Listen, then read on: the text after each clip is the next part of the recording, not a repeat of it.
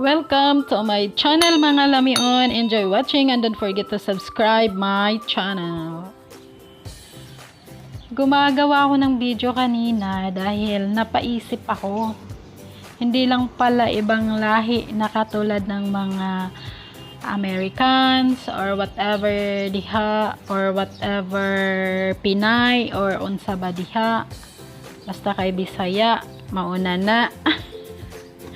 Hindi kasi, tingnan nyo naman, napaka-busilak ng puso ang nagbibigay ng mga relief goods dito sa Kuwait yan. Dito yan sa Kuwait, imagine.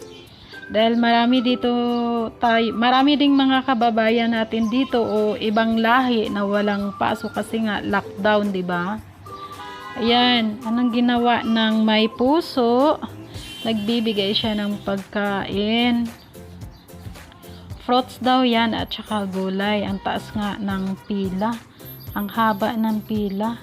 Akalain nyo, hindi lahat ng nasa Middle East dito sa Kuwait na masasama. May marami ding mabubuting kalooban.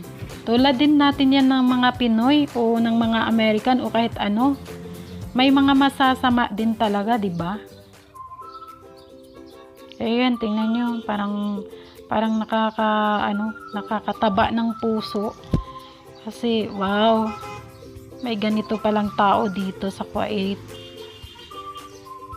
Ang sarap sa feelings na tumutulong sila sa mga nalalockdown na hindi nakakapagtrabaho kasi nga ayun, walang kinakain. Galing din nila mag-isip haba ng pila haba ng pila yan. Ayun, may naglalakad na, dami na dun yun, dami. Yang nakaitim dyan, mga babae yan, mga babae. Dami din kasi sa mga taga dito na hindi na nakakapasok sa trabaho kasi nga lockdown, walang trabaho, walang kain, di ba?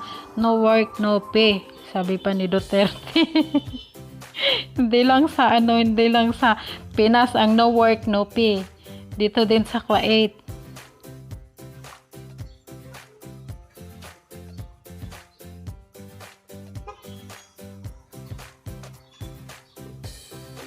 Kaya, ganyan ang mga may mabubusilak ang puso, nagbibigay at nag-share ng mga blessings nila.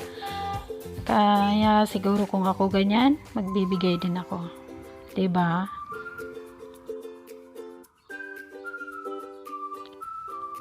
Thank you for watching and don't forget to like, comment, and subscribe my channel.